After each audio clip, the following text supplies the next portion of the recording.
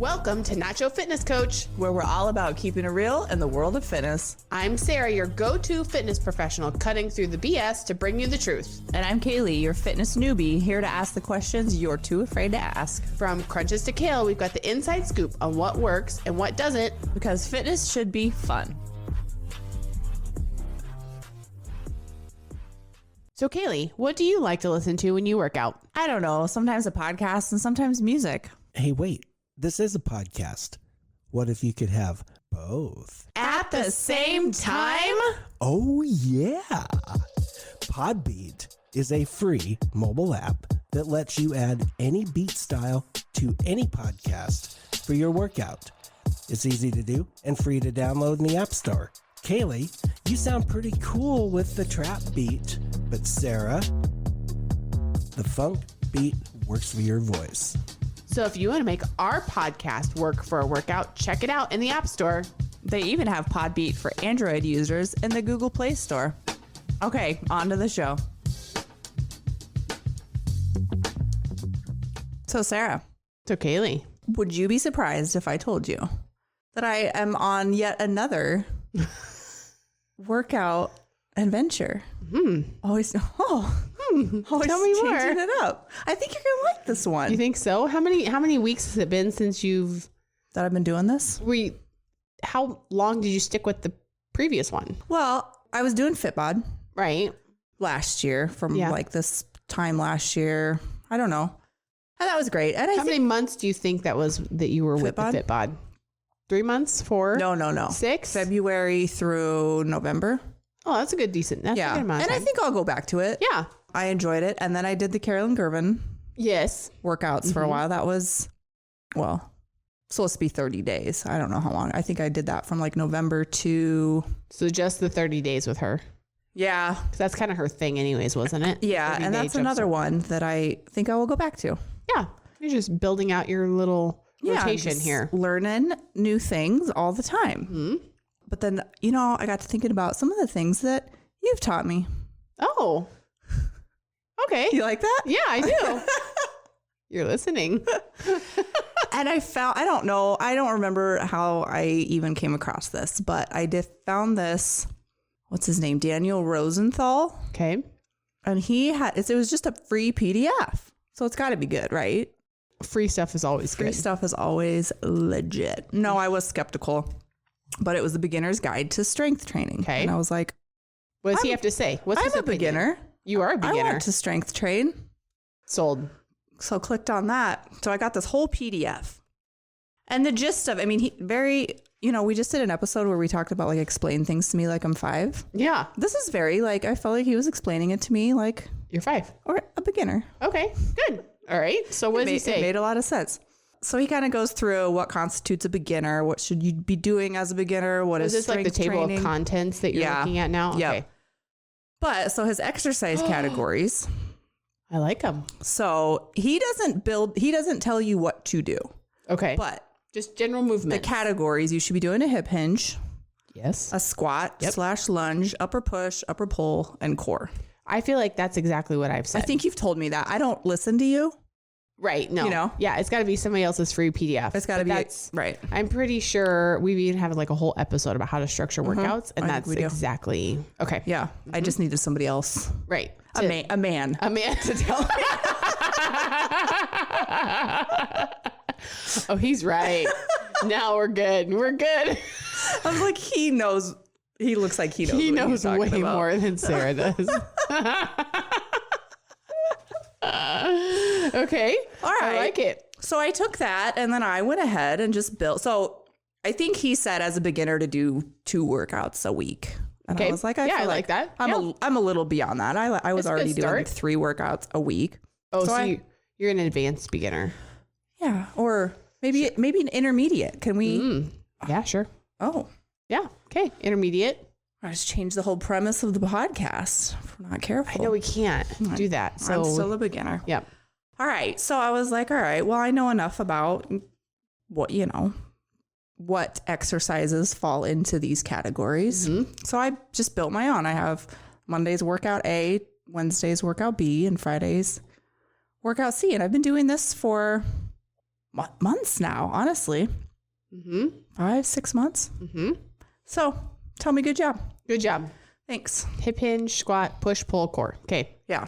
Do you have just one exercise in each of those categories, or do you have multiple exercises? No, it's different. It's different. Workout A. I know, but inside A, do you only have one hip hinge movement, only one squat? Per workout? So you have only 5 exercises per workout. Yeah, I do.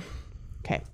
And he also does talk in here about, because there is no overhead or shoulder. Yeah. But he's like, you should work that in. I was having issues with my shoulder. So at that time, I was like, I'm not going to work that in right now. But I probably should at some point. Yeah. Okay. Creating a program. Yeah. And so he goes into sets and reps and what those are and warm up sets, which I always skip. I'm not a very good warmer upper either. I mean, I do a quick. I blame my 8th grade basketball coach on that. Stretch or whatever before I start. So, but he talks about choosing an appropriate weight, resting in between sets. Now, I did veer off of hit. I don't think he meant for this to be a circuit. I think he's saying like do one at a time. No supersets. And then like a 1 to 3 minute break. Do the next exercise. Yeah, I don't have time for that. I don't either. And I was doing it that way for a while, and then finally I was like, I don't have time for this. It takes like 62 minutes. Doing all 5 of them. Yeah. Taking a break. Doing all 5 of them. Okay. And then so this is the one that you went through and did 3 sets. What was it, a few weeks ago? And then by the time you got to Wednesday, you only did the 2 sets, and then Friday you only did the 1 set. Okay. Yeah, I'm on the 3-2-1 program. 3 sets Monday, 2 sets Wednesday. And then I need to roll into the weekend to be quiet. I'll start back again on Monday. But I like it, and it's nice because I'm doing this at home, but I can take this to the gym. Right. You know, easily. Yeah. So yeah, what do you think? He gives you a template. He does, but gym etiquette. Oh, I like that too. Let's scroll down. Welcome. He's got some good information, it looks like, in here. Why you need to strength train. This font size is ridiculous. Is that because you have it at like font size 42 or he did it? It just looks like that. Mind your own business. Okay. You have the reader view on? No, I don't know why it looks like this. I mean, there's like 5 words per line. There. Oh, that's better. I don't know why it was like that, I swear. Still feel like these are ginormous. But he says, what constitutes a beginner? First of all, being a beginner to strength training does not imply that you're weak, stupid, or lazy. I agree with that. I've never said that. Have I ever said that? And that's just what you've heard? You've implied it. You've just heard me say that.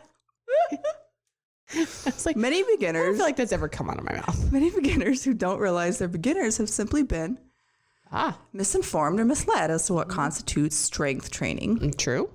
Usually by greedy marketers who just want their money. It's all about money, baby. Being a beginner is actually an advantage. You have the capability to get pretty strong. Capability to get strong pretty damn quickly. Yeah, which is true. Once you get a lot. Yep, you build strength a lot faster at the beginning. Yep. So, a beginner, you've been strength training consistently for less than 3 months. You only attend group fitness classes, even ones that involve using dumbbells. You only do yoga or Pilates. You only work out to follow along videos on YouTube, and blah, blah, blah. You do the exact same routine every time you train. You do random things every time you train. You believe heavy weights will make you bulky. Or you have a dedicated abs day. I like those classifications. I do too. I think I really this really resonated with me because I was like, this was everything that you've told me, just packaged up in a nice, clean 42-point font PDF. Right. Didn't even need my glasses. All right, Daniel, what age group are you really going for with this? I mean, we're looking at like the 50 plus. We have to get our readers. Geriatric strength training. I mean, I'm just saying, okay. So, I mean, so far I like what he's saying. Yeah. I don't know. It's been a long time since I've looked at this, but I think he's kind of going through an education as far as what is a rep versus a set and reps and to how to or when to increase weight. Yep. Progressive overload. We've talked about that. If you do 10 push-ups, you just did 10 reps. Right. So now we know that. So let's see what progressively overloading a squat over 4 weeks might look like. Managed to do 3 sets of 10 reps using 30 pounds in week 1. In week 2, aim for 3 sets of 11 reps. I'm not following this anymore.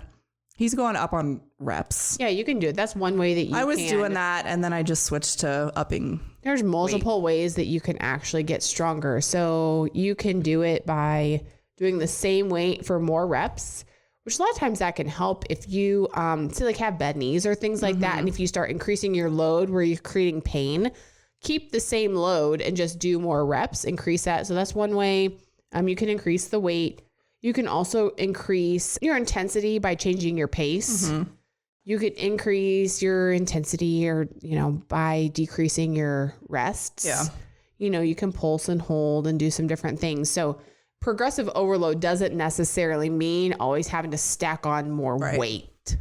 There's about probably 5 to 7 different ways that you could actually still find ways to stress your muscles. Yeah. And add the overall, because the whole goal is your total amount of weight lifted increases. Yeah. So however you do that is what's best for you. Yeah. Depending on your goals. Depending on your goals. Yeah, he talks about forget about leg day, back and biceps day. Amen, brother. Daniel. Fully agree. We like Daniel. Yeah, I like him a lot right now. Just maybe we should say that a little bit louder for the people in the back. Maybe we should repeat.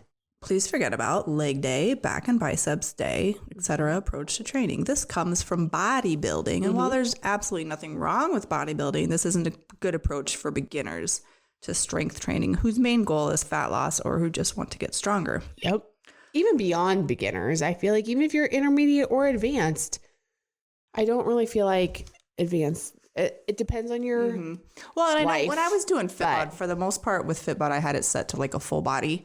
Yeah. And then I think when I switched for the first time to like, let me try to do like a more of like a leg day. Yeah. Oh, yeah. that's rough. And then for me, I don't know about anybody else, but that muscle group's out of commission. Yeah. You get sore and then you don't want to do it. And then, I don't really think I don't believe that when you do the body part splits over the course of a week, you end up lifting more, like a greater total amount on that muscle than if you stick to the full body 2 or 3 days a week, spreading it out, all the things. So I think overall that makes you stronger unless, body part splits are great if you're going for aesthetics. If you just want your bicep to get bigger, then you just need to do bicep curls. Yeah. Or if you're focusing on aesthetics just for that reason, then you need to be more specific. Right.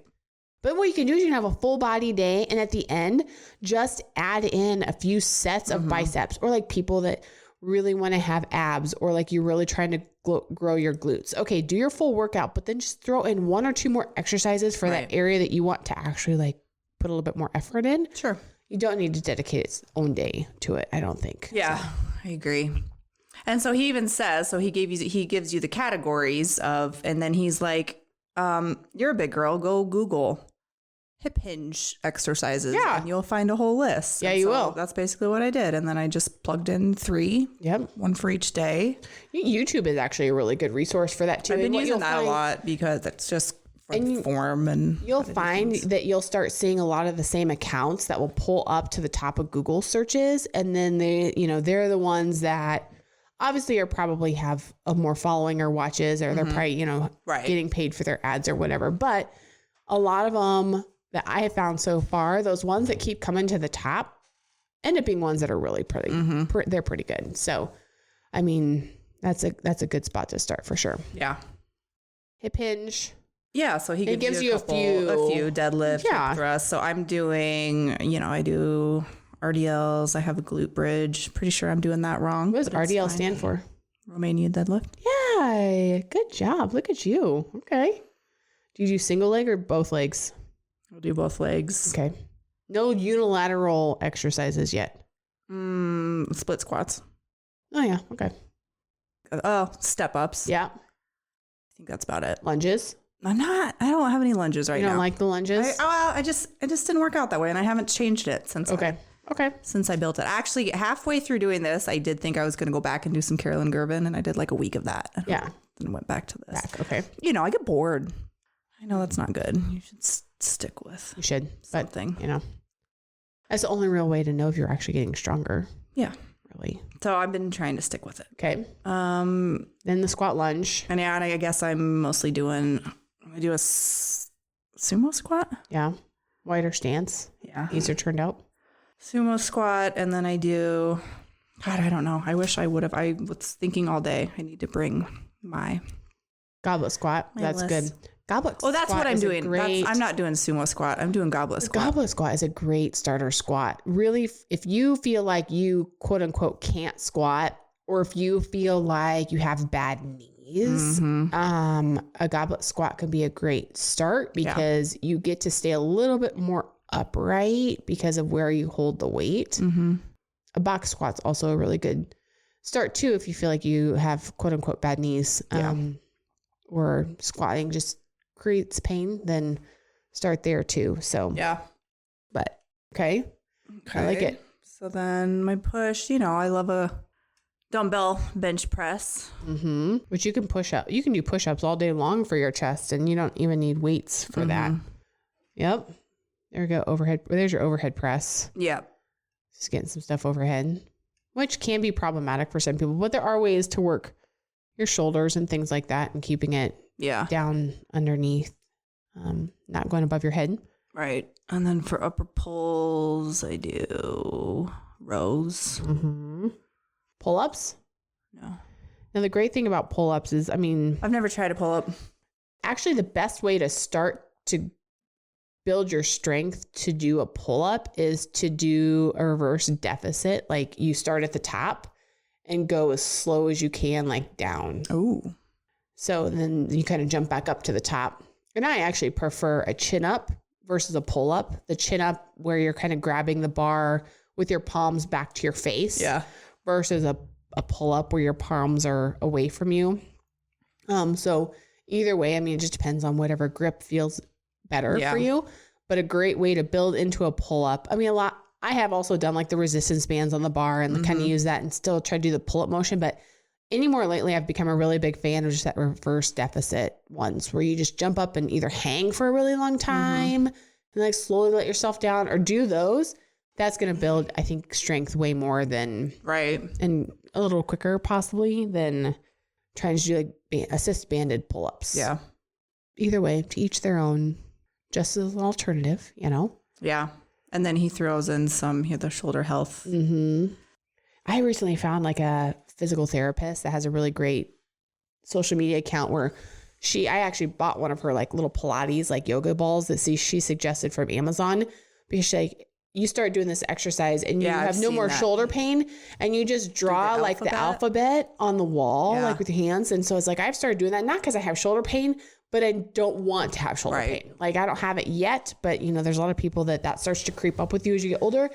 And I also feel like our chests are getting really tight because we all spend time on our computers and our phones. And so our chests are getting tight and rolling our shoulders forward.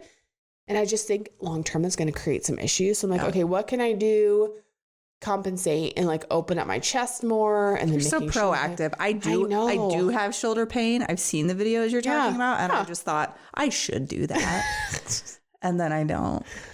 We're just so different. We are very different. That's why it works, I guess. It's like, I'm going to head this off, but no shoulder pain for me. No, I like too much sports ball that if I can't play my sports, I would be in a whole heap of trouble because I would just be really cranky. You could take up knitting or something. That sounds horrible. I did actually learn how to knit in college, and I've made a few scarves.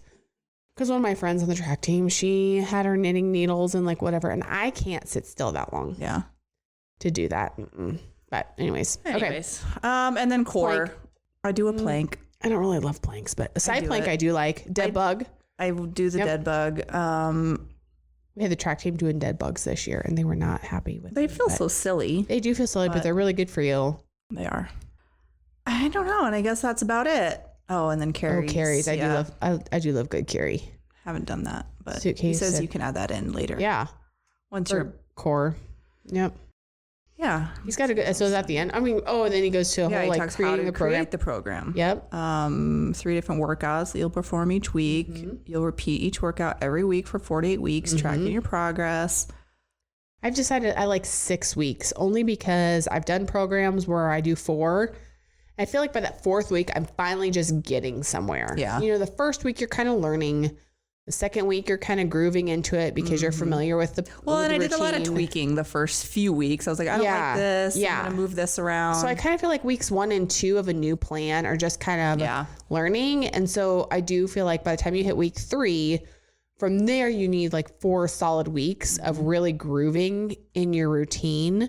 Because if you only get 2 and then you're switching up again, I don't know. I think I've just decided over the years, I really do like 6-week long programming. So that's a good number. Sets and reps, 3 sets at 12 to 15. 8 to 15. 8 to 15. I will say that I usually say like 8 to 12, and I usually settle in like around 10. But I have had programs that have written into me that I follow that have been either 15 to 20 reps, and I do not like them at all. Yeah. Like I just get to the point where I'm like, at that point, you're basically doing cardio. Yeah, my brain's had enough repetitions. I'm like, I agree. Like, I just get to the point where I'm like, okay, I'm done with this one. Like, I just kind of start checking out. So, I missed this, or I forgot. Make sure you balance things out. Perform as many reps for your upper pull exercises as for your upper push exercises. Yeah, you don't want to get. I mean, I generally front side do heavy 8, versus backside heavy. Yeah. And perform as many reps for hip hinge as you do for your squats. Warming up. I mean, it would look really weird if your booty got oversized for your quads. You know, I mean, your chest got too big for your back or vice versa. You know, you want to be balanced. I suppose. I never thought about it that way. I mean, well, there you go. Now you get to level up on your programming. Found a new paragraph there. Then he talks about how your warm up can be foam rolling or just the movement that you're going to do for that. Yeah. Just with lighter weight or no weight. Oh, I've done the world's greatest stretch before. It's actually pretty good. It's not that bad at all. Oh, yeah. He did talk about that, didn't he? Yeah. I think I went to go search for that, and then I just found one that... But he's right. Do dynamic stretches. Yeah. We've talked about that before. I mean, whatever. Yep. That was in this season. We actually did the stretching episode, which was episode number 2. We dived into a little bit more details about stretching and what's appropriate, but how dynamic stretching definitely trumps as a warm-up versus static. So he goes into some detail here. So, I mean, I pulled up now. I found his social media account, and he's got some really good stuff. But the one that stuck out to me that made me kind of laugh actually is the fitness bullshit I used to believe. And he's got like a list here, and he goes into and does more content. And he's like this, which is why I used to believe everything on this list, which is why my results used to be temporary and why my weight yo-yoed in my 20s. Yep. And, you know, you read through this stuff and eat several meals per day to increase your metabolism. I think that's been completely disproven on a variety of levels, but you know, that it's still out there that somehow that magically increases your metabolism. Right. That's not right. Squats are bad for your knees. I also agree with that. Squats are not bad for your knees. How you're squatting could be bad for your knees if you're not doing it right. But that's the first thing people be like, oh, I don't squat because my knees hurt, or I can't deadlift because my back hurt. And I'm like, yeah, because you're doing it wrong. Right. So instead of saying it's not good for you, why don't you figure out how you should be doing it? Because I could probably very quickly guess how those are all going wrong. Low carb diets are better than high carb diets for fat loss. Agreed. HIIT workouts are better for fat loss. Also agreed. Especially as we get older, that's definitely not the case. Yeah. Sugar and other insulin spiking foods prevent fat loss, which has also been disproven. And if you don't sweat during a workout, you won't lose any fat, which is also true. Right.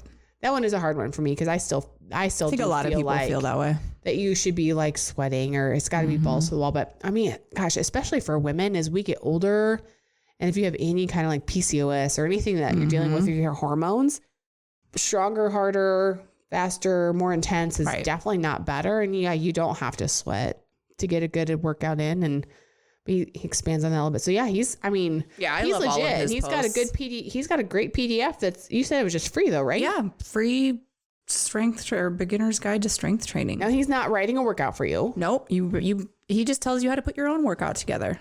But I actually really kind of love that because honestly, I mean, when you pay for a program, anyone can follow somebody else's program. But if you're really going to like adopt it as your lifestyle, you have to put in the work. Yeah. To learn it a little bit for yourself. I agree. You need to, it's a must. So that's what I've been doing. Yeah, I like it.